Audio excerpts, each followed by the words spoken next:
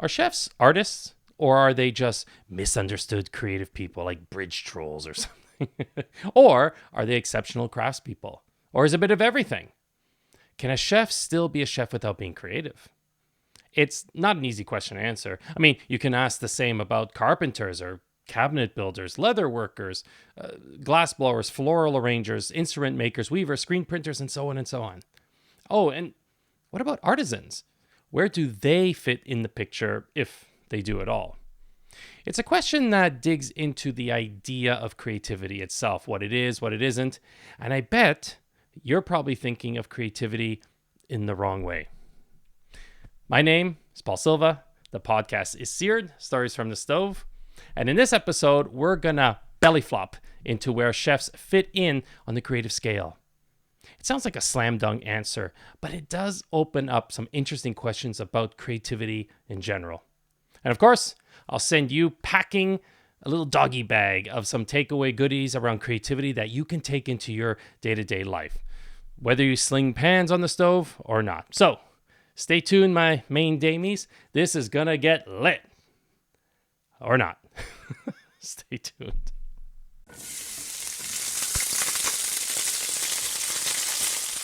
Welcome to the pod, you persnickety persimmons. Oh, you're so cute. Glad you could make it. Last week was a bit different.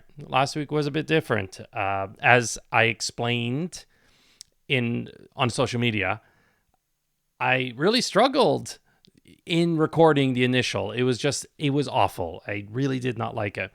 And so I just did this kind of off the cuff episode, and people really responded. It's actually the most response that I've gotten from an episode. This is 24 now, so in the 23 before that.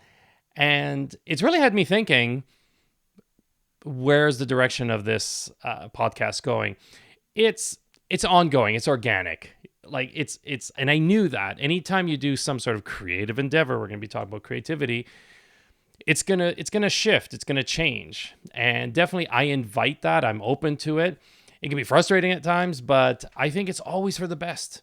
And getting feedback, it means a lot. So for those who did respond, I really appreciate it. And I'm going to allow it to unfold organically, and we'll see how it goes. So, it sounded like y'all resonated more with this kind of hearty type rather than like the heady ones that I tend to do. I try to mix the two, but anyway, thank you again. So let's just dive into this one. Let's focus on this because this is something that lights me up. This is a topic I will talk about in so many ways, in so many forms, in so many shapes and fashions.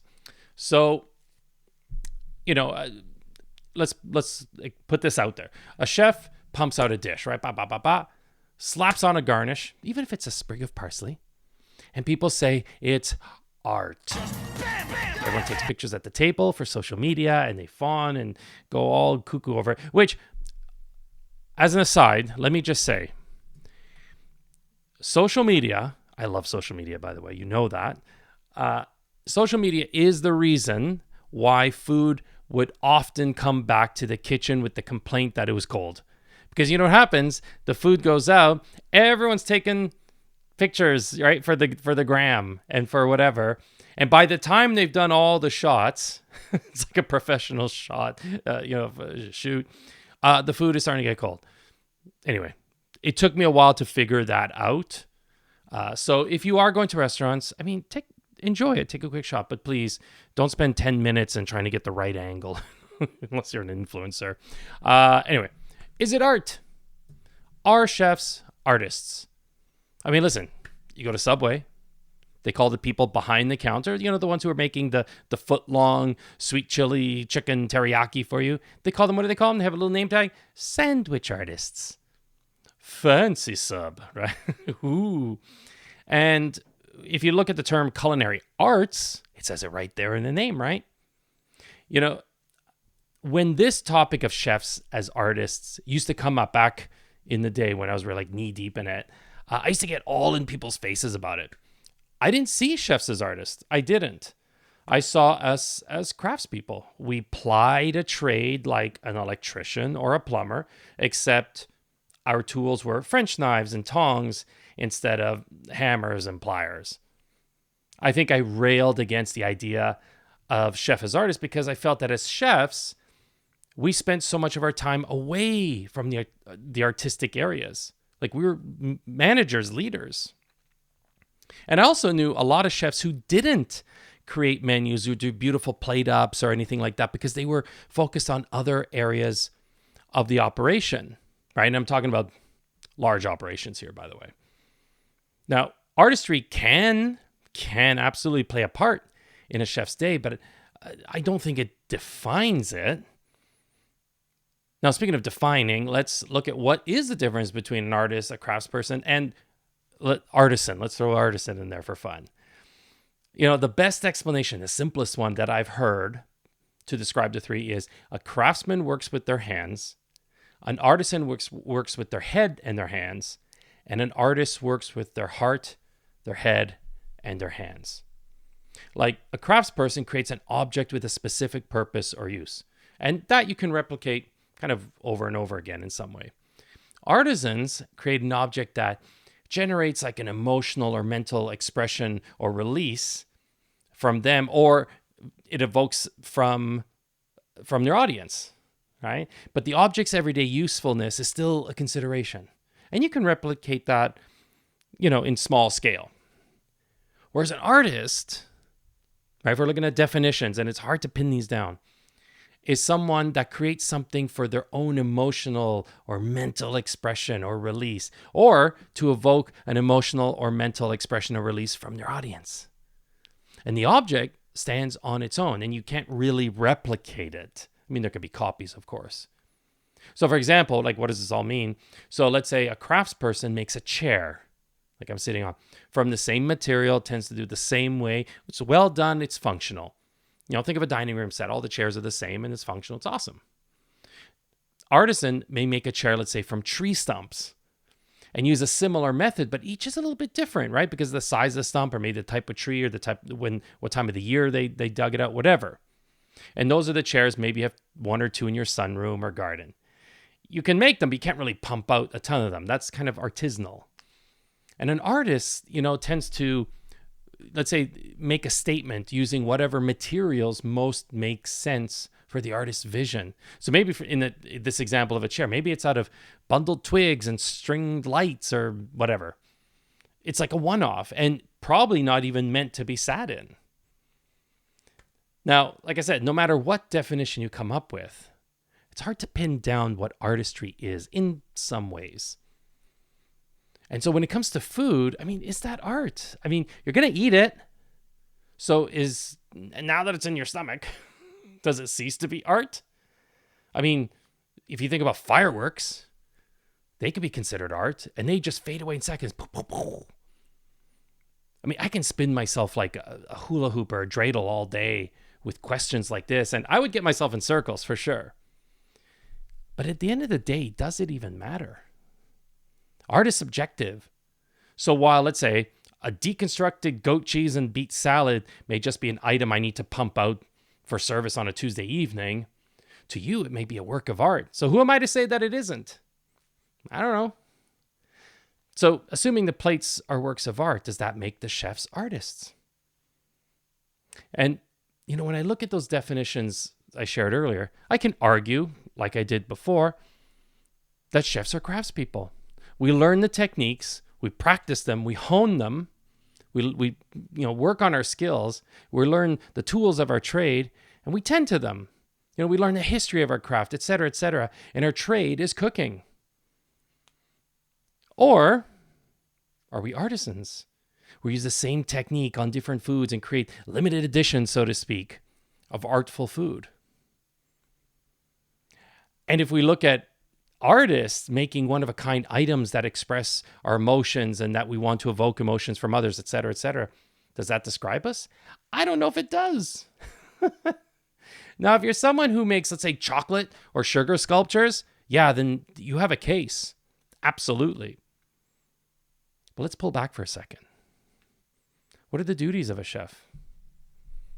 When you look at what a chef does, at least in my experience, It's like scheduling and payroll, recruiting, disciplining, mentoring, training, upholding health and safety measures, dealing with equipment and repairs, communicating with front of house staff and other departments.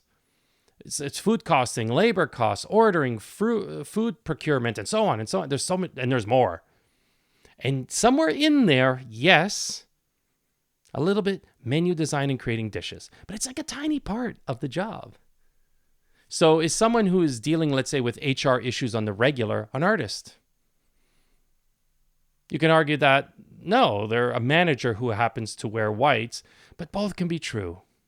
I mean, Picasso didn't paint all day. He too had to go procure his paints, right? Get other materials, take out the garbage, deal with journalists, etc., etc. But we still see him as an artist because of what he actually created. And it was his spirit, his soul. So who's to say that chefs aren't the same? Now, let's step out of that conversation. What does this have to do with you? Everything. Because this whole question of chef as artist is moot. And so I hear you asking, why'd you put us through all this circular navel gazing if it's irrelevant, Paul? And it's a good ask, homies. Because it's important to understand that art comes from the place of creativity. And it's a great little tussle back and forth in understanding art and in creativity and where it has a place in what we do. And while all art comes from creativity, not everything that comes from creativity is artistic or art. I'll say it again. While all art comes from creativity, not everything that comes from creativity is art or artistic. And this is a big distinction to make, because when I hear people tell me that I'm not creative, and I used to be like that, I will always call bullshit on them. Always. Because the one thing that so many of us get wrong is that when we say we're not creative, what we're really saying is that we're not artistic. Creativity is not the same as artistic talent. But we always see it that way. It's ingrained in us for some reason. And that's why I call BS on this I'm not creative declaration that so many of us do. And I've heard this from countless people. I'll talk a little bit more about this when I share about how to add more creativity into your life. But because I just said that everyone on the planet is creative, then of course all chefs are creative. Some delve into artistry. Absolutely. Some chefs have created some amazing things. They all have in some way. But some don't step into that space so much. Some chefs are born to be disruptors, to rewrite the rules, to push boundaries, to test the limits, to come from so far left that it feels alien. Some are born to be guides, mentors, teachers, writers, communicators, transmitters. Some are like painters, creating stunning works of edible art. Some are wonderful ambassadors of the profession and spread the message of, like eating whole foods or eating nutritionally or ethically or whatever it is that they want to, whatever message they want to carry. And some are geniuses when it comes to building kitchens and systems and understanding the tools and equipment of the trade. And some are simply nourishers of the soul, tending to their small but important circles. And of course, many combine all of that. The point is that all of these are creative expressions. Creativity is the ability to bring something new into existence, whether it's a thought, an idea, a concept, or belief, and then bringing it into the physical in some way. It doesn't have to necessarily be, you can have philosophical debates and stuff, but often it's brought into the physical. So planning out a menu is as creative as planning out the budget or the layout of the kitchen or doing training sessions.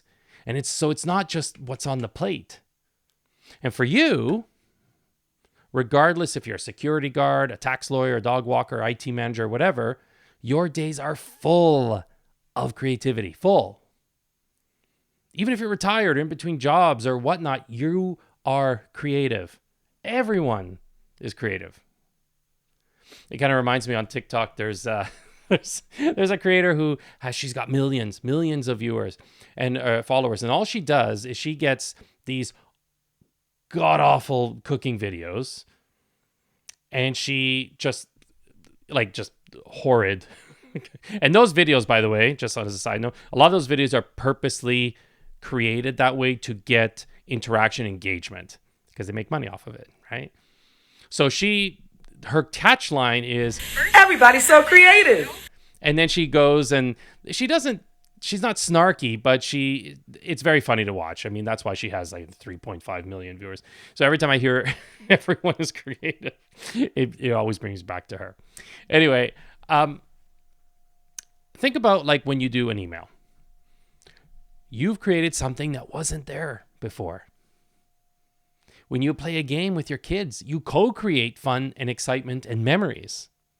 When you read a book or do a task, you're not only creating something with that task, but you're also creating new neural pathways in your brain. When you learn something new or try a new path to work or talk to a friend, you're creating. When you have new thoughts around something, again, if you have an idea or you see a scenario, in the shower and you have arguments with people in your head and you always win, right? That's creating. So you're always creating.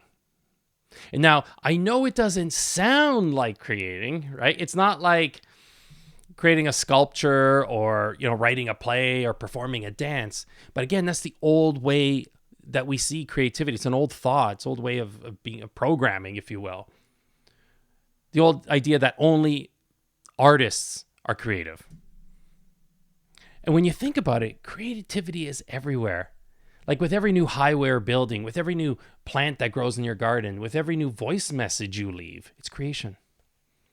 When you solve any problem, that's creativity at work. I always say we're created from creator, hence we create. It's in our nature. It's in our bones. All right. So how do you build more creativity into your life? Glad you asked. I just happen to have a few ideas that you can try on for yourself. So, see you in a minute, and we're going to jump right into those.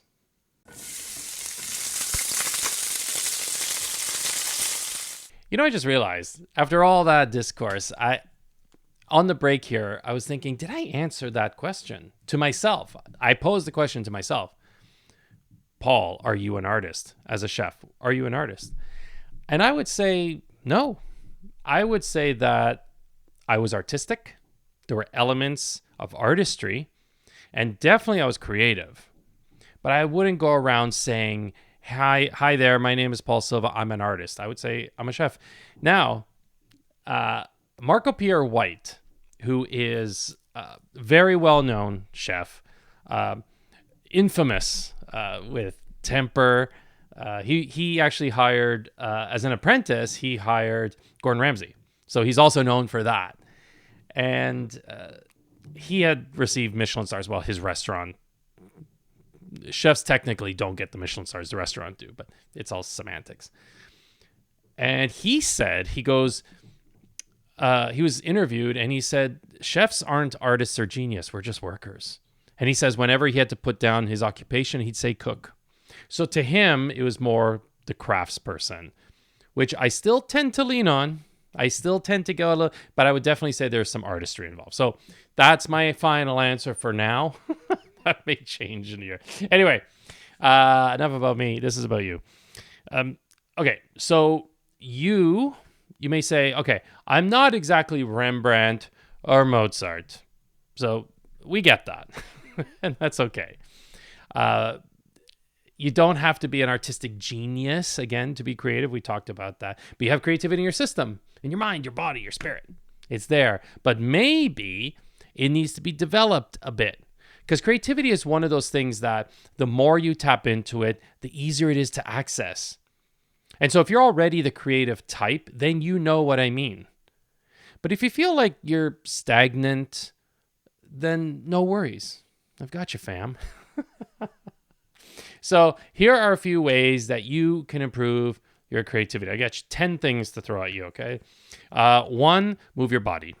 Yes, move your body. When you move your body through exercise or yoga, walking, lifting, whatever it is, you're allowing yourself to let go of a lot of that left brain stuff happening, and you get more and you open yourself up to more intuitive thoughts and subconscious thoughts. You also get like more blood to your brain, which also helps. And if you think that's BS, then, why is it that some of your best thoughts happen when you're on a walk or a stroll or in the shower or places where you're allowing your subconscious kind of to lead in some kind of way? For me, most of my ideas for my podcasts, my book, posts, videos and stuff come on my walks or my bike rides or, when I used to run. So don't discount moving your body. Second, play. And that can mean anything from helping your wee one with their Lego or even you doing your own Lego. They have the grown-up, quote-unquote, Lego. You can play solitaire, coloring, baking, gaming, video gaming like I do, doing a puzzle. Anything that, again, allows your brain to step into a different place. And that helps problem solve. And you also have fun. And you see things just in a new way, a different way. 3, listen to a podcast or a TED Talk or, this podcast. Anything that can quickly shift how you see things. Or learn new facts or, podcasts. I love listening to podcasts that almost like documentaries, and I learn things. And the great thing with TED Talks and documentaries and podcasts is they introduce you to a new path of thinking. 4th, journaling and or morning pages. If you don't know morning pages, it's from a book called The Artist's Way from Julia Cameron. I've done many rounds of it, and it's fantastic. And it's literally that. You wake up and you do 2 to 3 pages with not typing, writing, and whatever comes out just comes out. It can be anything. You can describe your dreams, whatever. And in there, you'll find the little nuggets, little cool things that just come out of what seemingly come out of nowhere. And just doing that process, it's not that you're trying to write a book necessarily, although I used it when I was writing, is just it's the process. It's the process of allowing whatever to come in without judgment. So and journaling, same thing. 5, I mentioned this earlier, taking a different route to work or wherever you normally go, if it's school or whatnot. And the reason we mention this is it helps your brain to step out of its usual path, like literally and figuratively. It's another way of exploring. I remember going to school and there was this one kid, Arnold, grade 6, I remember, he'd always come late. And the teacher's like, why are you always late? He goes, I took another bus route. Every time he took a completely different route to school. And he was very creative. He was very intelligent. And for him, that was play. So something like that you can try. 6, engage with nature. Nature, it reduces anxiety, it lowers your heart rate, all the kind of stuff, it soothes you. But it allows your brain to make connections more easily. And you don't have to parachute into the middle of the Amazon. I mean, you can spend 15, 20 minutes in the city park or a trail. That will do. That will do the trick. And disconnecting from your phone too. And again, that's a place that I always find some random, seemingly random thoughts, and it'll take me down some really cool places.